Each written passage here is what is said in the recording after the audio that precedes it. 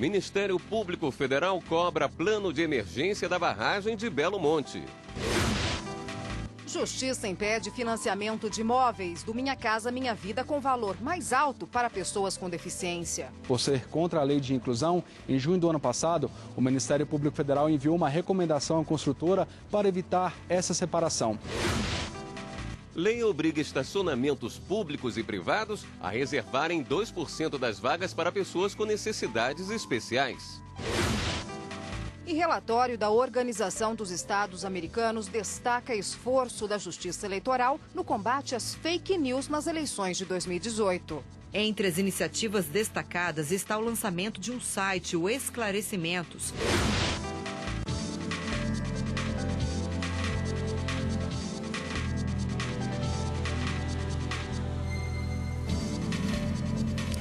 Olá, boa noite. Boa noite. Em ofícios enviados hoje ao presidente da Norte Energia e ao diretor-geral da Agência Nacional de Energia Elétrica, o Ministério Público Federal deu novo prazo de 5 dias para que sejam enviadas informações e documentos sobre o plano de emergência de barragem de Belo Monte, no Rio Xingu, no Pará. O plano de emergência foi uma das maiores preocupações registradas em vistoria feita por instituições nacionais e internacionais nos dias 25 e 26 de fevereiro, na região da Volta Grande do Xingu, trecho do rio que tem cerca de 80% das águas desviadas para alimentar as turbinas da hidrelétrica. Nos ofícios assinados pela Procuradora Federal dos Direitos do Cidadão, Débora Duprá, e pelos procuradores da República que atuam em Altamira, o MPF lembra que a lei que estabeleceu a Política Nacional de Segurança de Barragens tem como um dos fundamentos a participação e o controle social, mas que durante vistoria em 25 comunidades atingidas por Belo Monte, as pessoas ouvidas foram unânimes em informar que nunca receberam treinamento ou informações sobre um plano de emergência para eventual rompimento da barragem. A Justiça Federal determinou que a construtora MRV Engenharia, a Caixa Econômica Federal e o município de Uberlândia, em Minas Gerais, não construam ou financiem imóveis do programa Minha Casa Minha Vida, em que as unidades reservadas às pessoas com deficiência sejam em blocos separados dos imóveis construídos para os outros beneficiários do programa. A decisão atende pedido do Ministério Público Federal.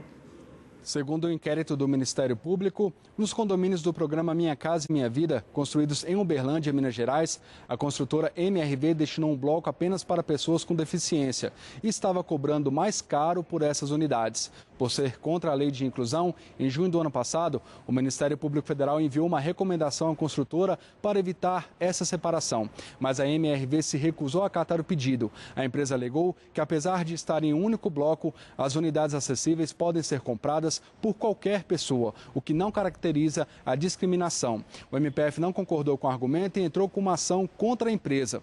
A Justiça determinou que a construtora não faça mais esse tipo de separação e que a Caixa Econômica não aprove mais o financiamento de imóveis nessas condições.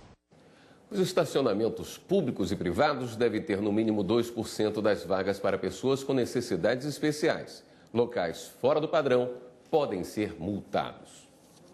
Viver com dignidade é um direito determinado pela Constituição Federal.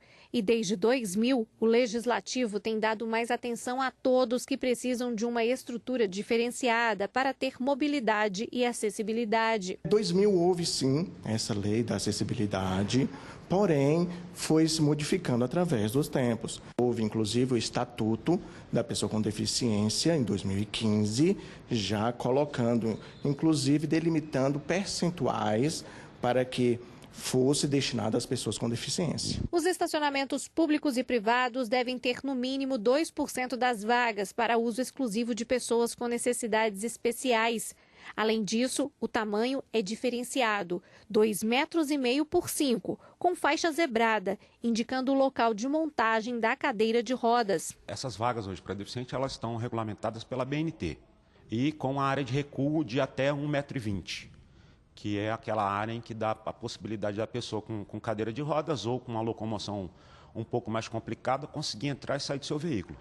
Shoppings, supermercados, lojas e até condomínios que estiverem com o estacionamento fora desses padrões podem ser multados. Quem fiscaliza é o órgão municipal. Então, compete a ele implantar a sinalização adequada, né, conforme às vezes, o anexo 2 do Código de Trânsito e conforme as regulamentações do CONTRAN, e cabe a ele também fiscalizar o uso dessas vagas. Também é a Prefeitura que define qual órgão de trânsito deve fiscalizar o bom uso das vagas. Geralmente, esse trabalho é feito pelo DETRAN de cada cidade.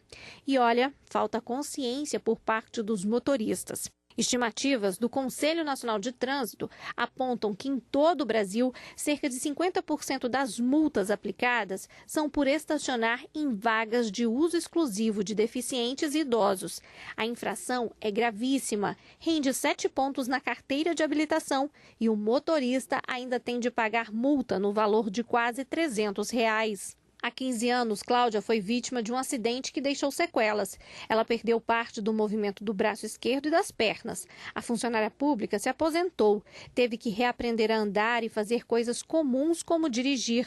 Além desses obstáculos, todos os dias ela luta para usufruir de rampas de acesso e vagas de estacionamento adaptadas. Aqui nós vemos uma vaga destinada para pessoa com deficiência que tem área zebrada bem ao lado. Ela já atende aqui 2 vagas. Esse espaço é fundamental para quem precisa usar esse tipo de vaga, não é isso, Cláudia? Fundamental. Olha só, eu saí do carro, né? Finge que eu estou voltando. Mas se não tivesse esse espaço, como é que eu ia abrir essa porta? E eu não sou cadeirante. Mas se eu tivesse precisando ainda abrir uma cadeira de rodas aqui, né? É difícil. É fundamental, gente. Isso aqui é obrigatório. Para reforçar, denúncias sobre o mau uso de vagas destinadas à pessoa com necessidade especial podem ser feitas no DETRAN de cada cidade. A Justiça de Minas Gerais vai julgar militar acusado de cometer crime fora do serviço contra bombeiro estadual. O caso envolveu um crime de desacato e desobediência praticados por militares do Exército que estavam de folga e à paisana contra bombeiros militares durante a operação de socorro a um potencial suicida. A 4ª Circunscrição Judiciária Militar de Juiz de Fora, Minas Gerais, determinou o conflito negativo de competência depois da decisão do Juizado Especial Criminal de Três Corações, que se declarou incompetente para conduzir o inquérito policial que investigava o possível crime. O juízo suscitante alegou que o crime atribuído aos militares do Exército, supostamente praticado contra os agentes do Corpo de Bombeiros, teria sido cometido fora de serviço e, portanto, não se justificaria a competência da Justiça Especializada, já que não haveria conexão com a vida militar. No STJ, o relator do conflito de competência, ministro Reinaldo Soares da Fonseca, explicou que os crimes previstos no Código Penal Militar somente podem ser praticados por militares no exercício da função ou em razão dela. E no caso analisado, ambos os investigados estavam fora do horário de serviço e sem farda. O ministro acrescentou que, como as supostas vítimas são bombeiros militares do estado de Minas Gerais, justifica-se a fixação da competência da Justiça Estadual. E você vai ver no próximo bloco, fabricante de armas vai indenizar um ex-metalúrgico por assédio moral. O ex-empregado culpou a empresa pelo acidente por ter sido negligente sobre a fiscalização.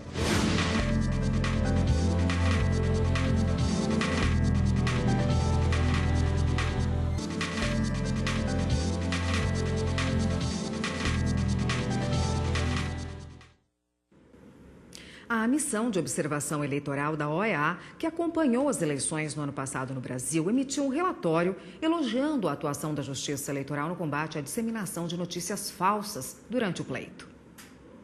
A missão da Organização dos Estados Americanos acompanhou as eleições brasileiras pela primeira vez em 2018.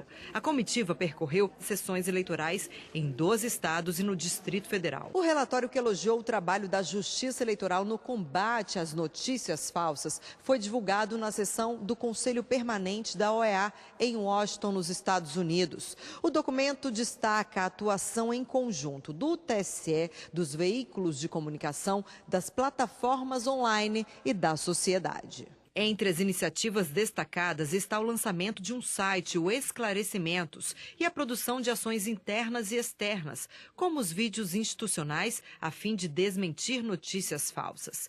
O TSE foi representado pelo secretário-geral da Presidência, Estevão Waterloo.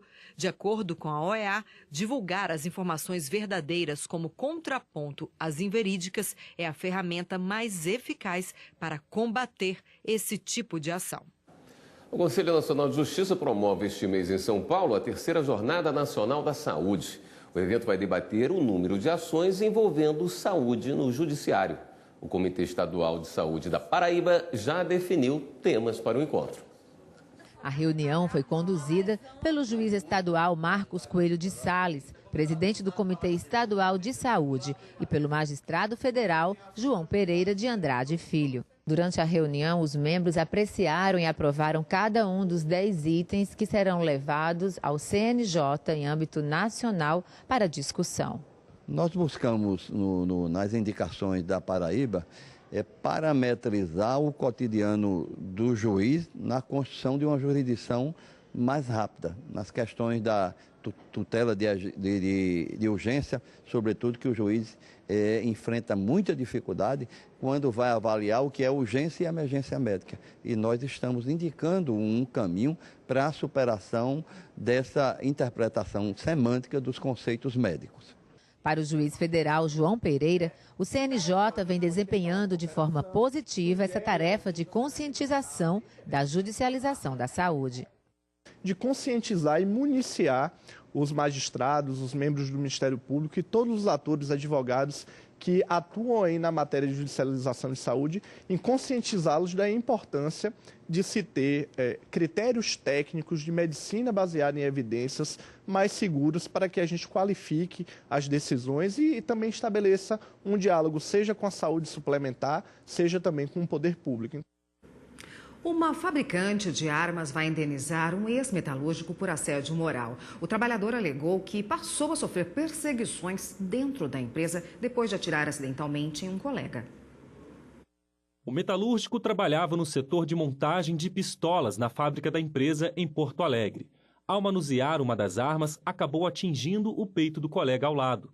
O montador chegou a responder a processo criminal pela morte do colega, mas obteve perdão judicial. O ex-empregado culpou a empresa pelo acidente por ter sido negligente sobre a fiscalização e argumentou também que a fabricante de armas agiu de má fé ao se aproveitar do estado de saúde mental dele e propor um acordo para que fosse demitido. Em defesa, a empregadora negou a acusação e disse que prestou toda a assistência. Ainda segundo a empresa, mesmo com a conclusão do inquérito policial que culpou o ex-metalúrgico pelo acidente, não o demitiu por justa causa. Ao julgar o caso, o TRT, no Rio Grande do Sul, negou o pedido de indenização por danos morais. O regional destacou que houve recomendação do INSS para que o montador não trabalhasse mais para a empresa, pois o ambiente traria lembranças do acidente e prejuízo à saúde. O caso chegou ao TST. Para a relatora na segunda turma, ministra Maria Helena Malman, ficou clara a prática de assédio moral. A ministra disse ainda que houve uma postura desinteressada em reabilitar o trabalhador, que tinha 10 anos de atividade na empresa e que sofreu um grave acidente de trabalho. Dessa forma, a fabricante de armas foi condenada a pagar uma indenização por dano moral de R$50 mil ao ex-metalúrgico. A decisão foi unânime. Hoje, daqui a pouquinho, tem Link CNJ. O programa conta com uma entrevista com o conselheiro Valdetário Andrade Monteiro. Ele fala sobre a importância da inclusão dos temas conciliação, arbitragem e mediação nas grades curriculares dos cursos de direito de todo o país. Ainda uma reportagem sobre como funciona a justiça restaurativa, a prática vencedora do Prêmio Conciliar Legal na categoria Tribunal Regional Federal e as últimas notícias do CNJ. O Link CNJ vai ao ar daqui a pouco, às 9h30 da noite, aqui na TV Justiça. E no próximo bloco, o cuidado com o que se diz nas redes sociais. Falar mal de um profissional, por exemplo, pode acabar em prejuízo no bolso. No Rio Grande do Sul, uma mulher acabou usando as redes sociais para desabafar a insatisfação depois de um procedimento estético.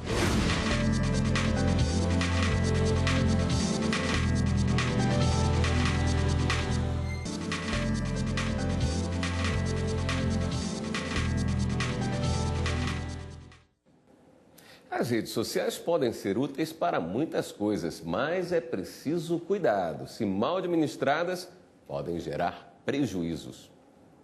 Em um mundo de pessoas conectadas, a internet é um dos canais mais utilizados para dizer o que está pensando. Só mesmo para dar minha opinião da política. Só uso com a política. Às vezes para encontrar pessoas solidárias, né? Tipo, passei por uma situação, um assalto, alguma coisa aconteceu. Aí eu coloco nas redes sociais para sentir essa coisa dessa rede de apoio. Eu uso muito para trabalho, essas coisas assim. Mas é preciso cuidado nas palavras, principalmente quando envolve outras pessoas. No Rio Grande do Sul, uma mulher acabou usando as redes sociais para desabafar a insatisfação depois de um procedimento estético. As críticas motivaram a profissional a entrar com um processo na justiça. Em uma das publicações, a consumidora diz: entreguei meu sonho a uma AI, que se diz profissional. Não vão pelo preço, risos, pois o barato pode custar muito caro. Confiar em incompetentes. A justiça considerou a atitude imprudente, já que a ré admitiu não ter seguido as orientações da esteticista após o procedimento de micropigmentação, o que é extremamente importante durante o processo de cicatrização, como explica essa designer em sobrancelhas. Isso também não só depende da profissional, mas sim da cliente também. Por quê? Porque depende da pele, depende do cuidado que a cliente vai ter, porque todo esse processo, nós profissionais orientamos a cliente a fazer durante esses 30 dias de cicatrização. Primeiro impacto, assim, você leva um susto, porque você não está acostumado, né, com aquela sobrancelha no seu rosto. Mas depois do processo de cicatrização, o resultado é ótimo, excelente. A consumidora foi condenada a pagar R$2.000 de indenização por danos morais. Ela chegou a recorrer da decisão, mas o juiz manteve a sentença. Essa advogada explica que reclamar de um produto ou serviço é direito do consumidor, mas sem exageros. Ele não pode usar palavras de baixo calão, ele não pode ofender a honra da pessoa, ele não pode ofender a imagem da pessoa jurídica ou a honra da pessoa física, sob pena de ser responsabilizado por aquilo que a gente chama de responsabilidade civil, que está lá no Código de Defesa do Consumidor. E agora vamos dar um giro na rede para saber das últimas notícias.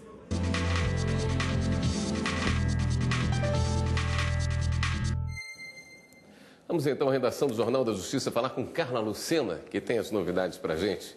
Oi, Carla. Boa noite.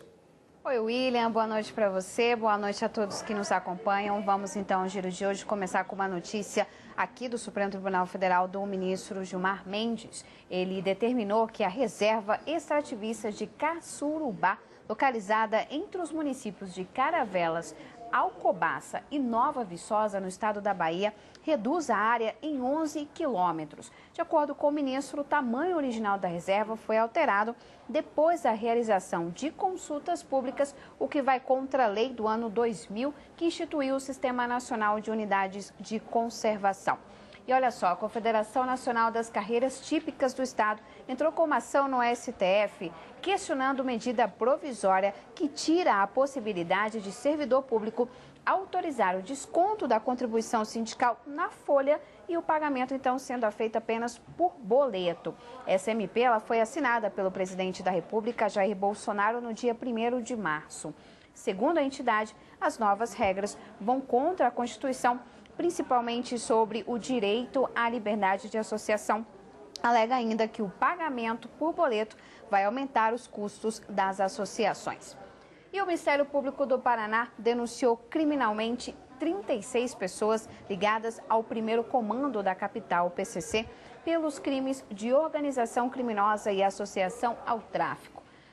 Dos 36 denunciados, 29 estão presos, sendo 19 no Paraná e os demais em 6 estados. A denúncia é resultado da Operação Pregadura, realizada em conjunto com a Polícia Federal.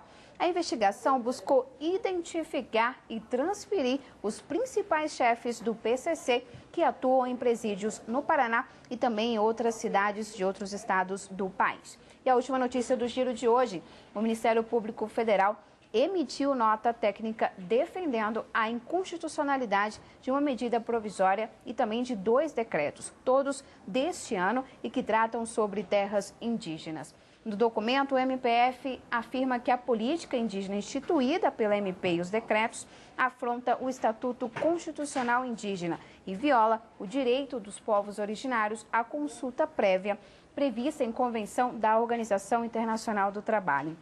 Além disso, alega que, ao transferir a demarcação de terras indígenas para o Ministério da Agricultura, a MP coloca em conflito os interesses indígenas com a política agrícola da União. E você aí de casa quer rever alguma das nossas reportagens? Então não deixe de seguir a gente no nosso canal no YouTube. É só procurar TV Justiça Oficial. Eu fico por aqui e agora voltamos aos estúdios. Érica, William. Obrigada, Carla. E antes de encerrar, vamos falar de uma das frutas mais conhecidas dos brasileiros, a goiaba. Rica em vitamina C, são mais de 60 espécies no mercado. O Brasil é o 7º maior produtor de goiaba vermelha do mundo, segundo o Anuário Brasileiro de Agricultura 2018. E o melhor período da safra vai de janeiro a abril.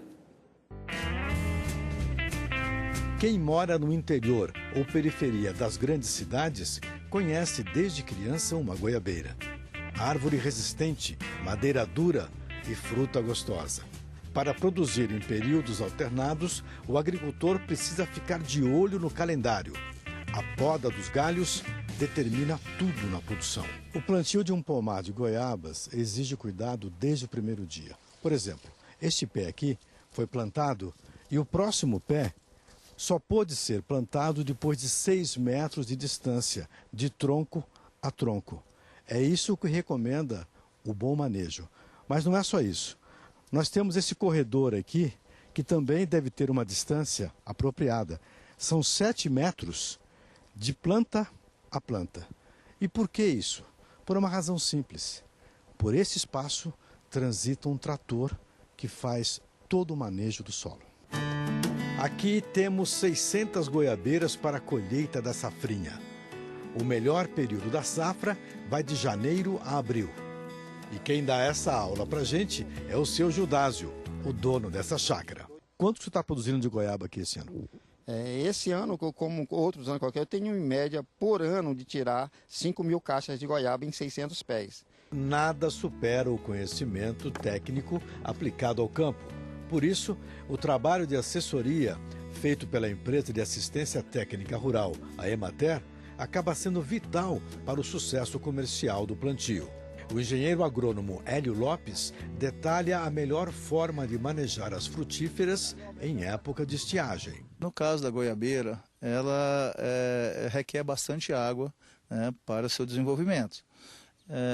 O que ela tem que fazer é usar um tipo de irrigação que possa estar poupando água, né? Aqui tivemos um período de escassez e os produtores tiveram que mudar o seu sistema para um sistema de gotejamento ou de microaspersão para que pudesse produzir a mesma quantidade usando menos água. A goiaba que compramos na maioria dos mercados obedece a um cultivo tradicional, com o uso de adubos químicos e defensivos. Mas o plantio também pode ser orgânico, desde que o planejamento obedeça a um novo sistema produtivo. Fazer um redesenho da propriedade, fazer cordões de isolamento, fazer controles alternativos de pragas. No caso da goiaba, o ensacamento é inevitável, você tem que ensacar o fruto para proteger, né, de algumas pragas. E esta edição do Jornal da Justiça fica por aqui. Uma boa noite. Boa noite. Continue com a programação da TV Justiça e a gente se vê amanhã. Até lá.